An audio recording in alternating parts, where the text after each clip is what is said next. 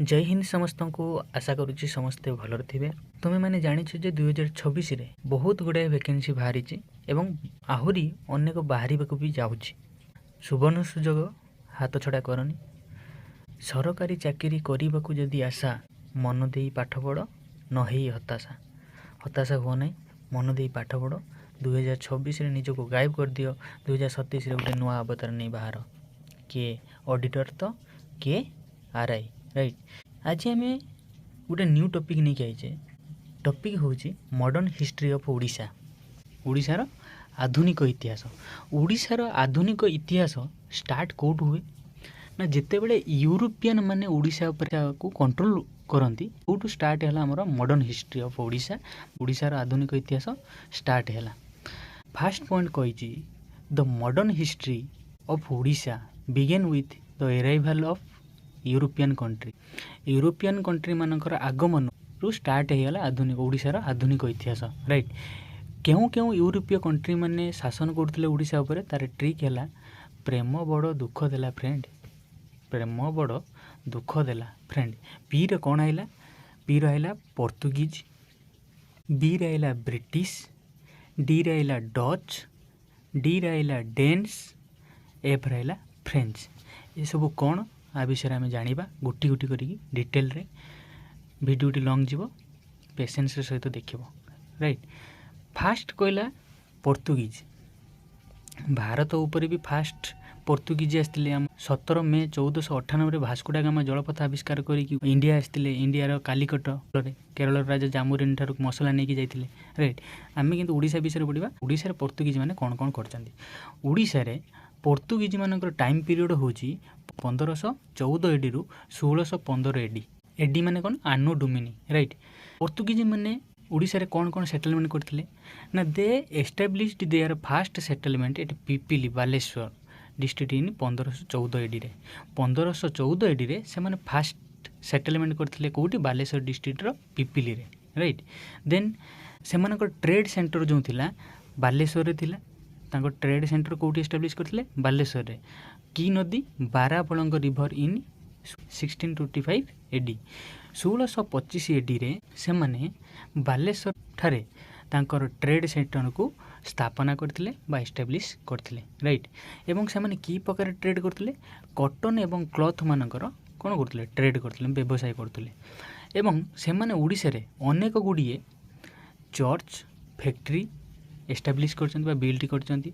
ता भितर लाल गिरिजा जहाँ को आम कहते रेड चर्च कोठी आमर बालेश्वर रे अवस्थित। देखो इमेजटा हूँ आमर लाल गिरिजा बा ताको कहते रेड चर्च राइट। तापर कौन है ना पोर्तुगीज जिते बड़े ओडिशा पर आक्रमण करते से समय 1600 एडी रे ब्रिटिशर्स माने ओडिशा पर अटैक कले। सेते बेले तो ओडिशा रे थिले क्यों माने? पोर्तुगीज माने। कौन है घटना देख। ब्रिटिशर माने बहुत चालाक। इंग्रेज माने कौन कले ना पोर्तुगीजर जड़े राणी जहाँ को ना है कैथरीन को ब्रिटिशर जड़े राजा जहाँ को ना था किंग चार्ल्स द्वितीय तांको सहित मैरिज करते। जिते बड़े मैरिज हो गला किंग चार्ल्स पोर्तुगीजर कौन है जोई। बुझीपार ना नहीं? एबे तुम जानते जोईर चर्चा ससुर घरे बहुत। ठीक से किंग चार्ल्स जिते बड़े पोर्तुगीजर राणी क्वीन कैथरीन को विवाह करदेले सेते बेले एमाने यौतुक क्यों माने ब्रिटिशर माने यौतुक पोर्तुगीज मानू कहले एबे तुम ओडिशा छाड़ दियो, ओडिशा को आमे शासन करिमु। एबे पोर्तुगीज मानकर मय मय राइट। ओडिशा को कंट्रोल कले आमर ब्रिटिशर्स माने राइट। ब्रिटिशर माने जिते बड़े शासन कले से माने तांकर फास्ट सेटलमेंट कोठी एस्टाब्लिश करथिले? Harishpur. Nowadays it is known as Jagatsinghpur. आ गोटे मन रखिए जगत सिंहपुर पारादीप बंदर अवस्थित नहीं जगत पारा एमती मन रख जगत रे पारा जगत पारा पारादीप कोठी अवस्थित? जगत सिंहपुर। 1600 एडी रे fast British settlement established in Harishpur. Britisher माने फास्ट सेटलमेंट कले कोठी? हरिशपुर रे। किंतु फास्ट ट्रेड सेटलमेंट सेटअप कले कोठी? हरिहरपुर एवं बालेश्वर। केबे? 1633 एडी रे राइट। एमाने जो ट्रेड करते कौन ट्रेड करते कटन एवं गिंगम, कटन एवं गिंगम से माने व्यवसाय करते बा ट्रेड करते, राइट। तापर आइले डच। डच माने कौन ना डच क्या कहते नेदरलैंड बा हॉलैंड रो सिटीजन मानू कहती डच। नेदरलैंड बा हॉलैंड रो जो नागरिक मानू कहती डच, राइट। से माने केबे ओडिशा को आइले 1620 एडी रे ओडिशा रे से माने पहुँचले। जितेबाला ओडिशा रे पहुँचले से माने तांकर फास्ट फैक्ट्री सेटअप करथिले कोठी हमर ओडिशा रो पिपिली ठारे। ओडिशा रो पिपिली ठारे डच माने तांकर फास्ट फैक्ट्री सेटअप करथिले। एमाने जो ट्रेड करथिले ट्रेड कोन करथिले ना textile, silk and rice. Textiles, silk, silk माने रेशम, राइस माने धान, राइट। देन आइला तापरे द डेन्स। डेन्स क्या कहती ना जो डेनमार्क रो सिटीजन मानू डेन्स कहती। डेन्स माने DANCE नुह, हटा नाच हो नृत्य हो DANES जे डेनमार्क रो सिटीजन्स को डेन्स कहती, राइट। एमाने कौन कले एमानकर फास्ट फैक्ट्री सेटअप कले ओडिशार कोठी बालेश्वर रे केबे 1636 एडी रे। 1636 रे डच डेन्स माने ओडिशार कोठी फैक्ट्री सेटअप करथिले ना हमर बालेश्वर रे, राइट। देन आइला फ्रेंच। फ्रेंच फ्रांस रो सिटीजन मानू कहती फ्रेंच। फ्रांस रो सिटीजन्स मानू कहती फ्रेंच। मत ये कह फ्रांस रो कैपिटल कौन है। देन आम जा नेक्स्ट को फास्ट फैक्ट्री सेटअप बालेश्वर इन 1687। फ्रेंच माने तांकर फैक्ट्री सेटअप करथिले 1687 रे कोठी बालेश्वर ठारे है। यहाँ एग्जाम पढ़नी है केवल ये मन रखिथो जदि क्वेश्चन पकई दिए फ्रेंच माने कौटी फैक्ट्री सेटअप करथिले बालेश्वर रे है। देन आम ए देखा ब्रिटिश माने जो ओडिशा उपरे कनक्वेस्ट करथिले बा शासन करथिले कौन कौन सब हेइतिला ओडिशार सेते बेला स्थिति कौन थिला है। देख बैटल ऑफ प्लासी केबे हेइतिला 1757 ले। 1757 एडी रे जहाँ को आम पलासी युद्ध मध्य कहता ओडिया रे पलासी है। बैटल ऑफ प्लासी केबे हेइतिला 1757। अरे घटना कौन थिला देख कहूँ दिल्ली रो जेतेबेले पोस्ट मुगल पीरियड जेते चालुथला सेतेबेले जने राजा थिले जहाँ को ना थिला फरुखीसियर। किए थिले फरुखीसियर। फरुखीसियर को बसंत रोग होइतिला। कि रोग होइतिला बसंत रोग। बसंत रोग मतलब स्मॉल पॉक्स। जेतेबेले बसंत रोग होइतिला आंकर ट्रीटमेंट करिबा पई ब्रिटिशर जने थिले तांको ना थिला doctor Hamilton. Doctor Hamilton Hamilton कौन कले ना फरुखीसियर स्मॉल पॉक्स डिजीज जो होता तांकर ट्रीटमेंट कर सारा पर जितेबाला फरुखीसियर सुस्थ हो गले हैमिल्टन कहिले आज्ञा आमको टिके भारत रे ट्रेड करने को मागना काटा गोटे देबे। मागना काटा माने आदेश। फरुखीसियर खुशी हेले कहले हाँ तुम बेंगल रे जाई तुम ट्रेड आरंभ कर। बेंगल रो फाउंडर किए मुर्शिद कुली खां। सी तांकर कैपिटल केट रखिथिले मुर्शिदाबाद को। जेतेबेले गोटे रूलर आइले तांको ना हला सिराज उदौला। सिराज उदौला।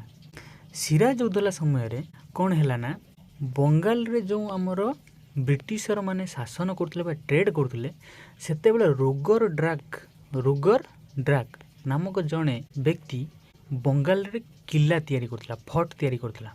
जेतेबेले सिराज उदौला जानिले सिराज उदौला कहले अरे तुमको तो केवल ट्रेड करने को आदेश दि जाइए तुम कौन किला पिला सब तैयारी कलनी। से सिराज उदौला कथा को रुगर ड्राक मानिले ना जहाँफल कि सिराज उदौला अटैक कले क्या रुगर ड्राक उपरे।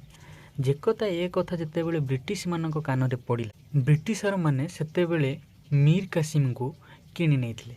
मीर कासिम जी की सिराज उदौलांकर जड़े मंत्री थिला। मीर कासिम को इंग्रेज माने कहिले कि तू देख आमे जदि सिराज उदौला को किल करदे आमे जदि सिराज उदौला को किल करदे तते बंगाल रो नवाब घोषित करदे। मीर जाफर खुशी रे कहले न सरे सी कौन कला सिराज उदौला जेतेबेले बैटल ऑफ प्लासी युद्ध है। बैटल ऑफ प्लासी रे ब्रिटेन सहकार ब्रिटेन मतलब धोखारे सिराज उदौला को किल करदेले एवं बंगाल रो नवाब क्या करदेले हमर ଜାଫରକୁ କରିଦେଲେ। ଯେତେବେଳେ ମିର୍ ଜାଫରକୁ କରିଦେଲେ କିଛି ଦିନ ପରେ ବ୍ରିଟିଶର ମାନେ କ'ଣ କଲେ ନା ମିର୍ ଜାଫରକୁ ବେଙ୍ଗଲ ଅଫ ନବାବରୁ ହଟେଇ ମୀର କାସିମକୁ ବେଙ୍ଗଲର ନବାବ କଲେ। କାହାକୁ? ମୀର କାସିମକୁ। କିନ୍ତୁ ଯେତେବେଳେ ମୀର କାସିମ ହେଲେ ବେଙ୍ଗଲର ନବାବ ସିଏ କ'ଣ କଲେ ସିଏ ତାଙ୍କର କ୍ୟାପିଟାଲ ମୁଙ୍ଗେରକୁ କରିଦେଲେ। ଯାହାଫଳରେ କି ବ୍ରିଟିଶର ମାନେ କହିଲେ ଆରେ ମିର୍ଜାଫର ଯେତେବେଳେ ଥିଲା ସିଏ ସଳ ଆମ କଥା ମାନୁଥିଲା, ଏଇ ମିର୍ଜାଫର ତ ଆମ କଥା ମାନୁନି। ଏବେ ବ୍ରିଟିଶର ମାନଙ୍କର ମୟ ହେଇଗଲା। ସେଥିପାଇଁ ବ୍ରିଟିଶର ମାନେ କ'ଣ କଲେ ନା ମୀର ଜାଫରକୁ ବେଙ୍ଗଲ ଅଫ ନବାବରୁ ହଟେଇ ପୁଣି ଥରେ ମୀର କାସିମକୁ କ'ଣ କଲେ ବଙ୍ଗାଲର ନବାବ କଲେ। ମୀର କାସିମ ରାଗିଗଲା। ମୀର କାସିମ କାହାକୁ କତିକି ଗଲା ନା ଅବଧର ରାଜା ସୁଜାଉଦ୍ଦୌଲା କତିକି। କହିଲେ ବ୍ରିଟିଶର ମାନେ ମୋ ସହିତ ଅନ୍ୟାୟ କରୁଛନ୍ତି, ମୋର ନ୍ୟାୟ ଦରକାର, ମୁଁ ବଙ୍ଗଲର ନବାବ ହେବି ଯେନେ କେନ ଉପାୟରେ, କ'ଣ କରିବା? ସୁଜାଉଦ୍ଦୌଲା କହିଲା ଆମେ ଚାଲ ଦିଲ୍ଲୀର ରୁଲର ଶାହା ଆଲମକୁ ଡାକିବା। ସେତେବେଳେ 1764ରେ ଶାହା ଆଲମ, ମୀର କାସିମ ଏବଂ ସୁଜାଉଦ୍ଦୌଲା 3 ଜଣ ମିଶି ବ୍ରିଟିଶରଙ୍କ ଏଗେନଷ୍ଟରେ ଫାଇଟ୍ କଲେ, ଯେଉଁଟାକି ବ୍ୟାଟେଲ୍ ଅଫ୍ ବକ୍ସର ନାମରେ ପରିଚିତ। କେବେ ହେଇଥିଲା? 1764ରେ। ରାଇଟ୍। ସେତେବେଳେ ବ୍ରିଟିଶର ମାନଙ୍କର କିଏ ଥିଲା leader? Hector Munro. Hector Munro ଜିତିଗଲେ। ହେକ୍ଟର ମୁନୁରୁ ବ୍ୟାଟେଲ୍ ଅଫ୍ ବକ୍ସରରେ ଜିତିଗଲେ। ଯେତେବେଳେ ଜିତିଗଲେ ତାପରେ 1665ରେ ଗୋଟେ ଟ୍ରିଟି ହେଲା। ସେଇ ଟ୍ରିଟିର ନାଁ ଥିଲା ଟ୍ରିଟି ଅଫ୍ ଇଲାହାବାଦ, ଯାହାକୁ ଏବେ ଆଲାହାବାଦ ନାମରେ କହୁଛେ। ଟ୍ରିଟି ଅଫ୍ ଆଲାହାବାଦରେ ଗୋଟେ କ'ଣ ହେଲା ନା ଶାହା ଆଲମକୁ ଧରିଲେ ବ୍ରିଟିଶର ମାନେ। ଶାହା ଆଲମକୁ ଧରିଲେ, କହିଲେ ଦେଖ ଶାହା ଆଲମ, ତୋ ସହିତ ଆମର କିଛି ପଙ୍ଗା ନଥିଲା, କିନ୍ତୁ ତୁ ଆସିକି ଆମ ଉପରେ ଆଟାକ୍ କଲୁ, ଏବେ ତୋତେ ଭାଇ ମୟ କରିଦେବୁ। ଶାହା ଆଲମକୁ କହିଲେ ଯେ ତୁ ବଙ୍ଗାଲ, ବିହାର, ଓଡ଼ିଶା 3 ଜାଗାରେ ଶାସନ କର, ଆମର କିଛି ଆପତ୍ତି ନାହିଁ, କିନ୍ତୁ ଟ୍ୟାକ୍ସ କଲେକ୍ଟ କରିବୁ। ଟ୍ୟାକ୍ସ କାହାକୁ ଦେବୁ? ଆମକୁ ଦେବୁ, ବ୍ରିଟିଶର ମାନଙ୍କୁ ଦେବୁ। ଯେଉଁଥିରେ ଶାହା ଆଲମ ମାନି ଯାଇଥିଲେ। ଯାହାଫଳରେ କି ସେଇଠୁ ବ୍ରିଟିଶର ମାନେ ଓଡ଼ିଶା ଉପରେ କବ୍ଜା କରିଦେଲେ, ବିହାର ଉପରେ ବି କବ୍ଜା କରିଦେଲେ, ବେଙ୍ଗଲ ଉପରେ ବି କବ୍ଜା କରିଦେଲେ। ଏବଂ ସେହି ସମୟଟା ହିଁ ପିକ୍ ପିରିୟଡ଼ ଥିଲା କେଉଁମାନଙ୍କର? ବ୍ରିଟିଶର ମାନଙ୍କର, ଯେ ଇଣ୍ଡିଆ ଉପରେ କଣ୍ଟ୍ରୋଲ କରିକି ତା ଉପରେ ଶାସନ କରିବାର। ସିଏ ଯେତେବେଳେ ଓଡ଼ିଶାର ଦିୱାନୀ ରାଇଟ୍ ନେଇଗଲେ, ସେମାନେ ପ୍ରଥମେ 1803ରେ ଜଣେ ଥିଲେ ବ୍ରିଟିଶ କଲୋନିଆଲ ଯାହାଙ୍କ ନାଁ ଥିଲା ହାରକୋଟ। ସିଏ ମାର୍ଚ୍ଚ କଲେ କେଉଁଠୁ? ଗଞ୍ଜାମ ଟୁ ପୁରୀ ମାର୍ଚ୍ଚ କଲେ ଏବଂ 18 ସେପ୍ଟେମ୍ବର 1803ରେ ପୁରୀକୁ କବ୍ଜା କରିଦେଲେ, କ୍ୟାପଚର କରିଦେଲେ। ଏବଂ ବ୍ରିଟିଶର ମାନେ ବି ଅନଷ୍ଟପେବୁଲ୍ ଥିଲେ। ସେମାନେ ସନ୍ଦୀପ ମହାଶୟର ଭିଡ଼ିଓ ଦେଖିନେଇଥିଲେ ବୋଧେ, ଆଇ ଏମ୍ ଅନଷ୍ଟପେବୁଲ୍। ସେଥିପାଇଁ ସିଏ କ'ଣ କଲେ, ପୁଣି ଷ୍ଟାର୍ଟ କଲେ ମାର୍ଚ୍ଚ। କେଉଁଠୁ? କଟକ ଆଡ଼ିକି। 24 ସେପ୍ଟେମ୍ବର 1803ରେ ସେମାନେ କଟକ ଆଡ଼ିକି ଗତି କଲେ ଏବଂ କଟକ ସେତେବେଳେ ମରାଠାମାନଙ୍କ ଅଧୀନରେ ଥିଲା ଏବଂ ମରାଠାମାନଙ୍କୁ ପରାସ୍ତ କରି 14 ଅକ୍ଟୋବର 1803ରେ କଟକକୁ ମଧ୍ୟ କବ୍ଜା କରିଦେଲେ ବା କ୍ୟାପଚର କରିଦେଲେ। ଏଗେନ୍ ସେପ୍ଟେମ୍ବର 22, 1803ରେ Britishers captured Baleshwar under the captain Morgan. ଏଇ କ୍ୱେଶ୍ଚନ୍ ପକେଇଥିଲା ଯେ ଯେଉଁ ବ୍ରିଟିଶର ମାନେ ବାଲେଶ୍ୱରକୁ କ୍ୟାପଚର କରିଥିଲେ, ସେତେବେଳେ ବ୍ରିଟିଶର ମାନଙ୍କର କେଉଁ କ୍ୟାପ୍ଟେନ୍ ବାଲେଶ୍ୱରକୁ କ୍ୟାପଚର କରିଥିଲେ? ତାଙ୍କ ନାଁ ଥିଲା କ୍ୟାପ୍ଟେନ୍ ମର୍ଗାନ। ରାଇଟ୍। କେବେ କରିଥିଲେ? 22 ସେପ୍ଟେମ୍ବର 1803ରେ। ରାଇଟ୍। ଦେନ୍ ଇନ୍ ଜାନୁଆରୀ 1804 ଜଣେ ଥିଲେ ମେଜର ବ୍ରଟନ୍, ଯିଏକି ସମ୍ବଲପୁର ଆଡ଼ିକି ଗତି କଲେ ଏବଂ ସମ୍ବଲପୁରର ମରାଠା ଗଭର୍ଣ୍ଣର ତାନ୍ତିଆ ଫଡ଼ନାବିସ୍। କିଏ ଥିଲେ?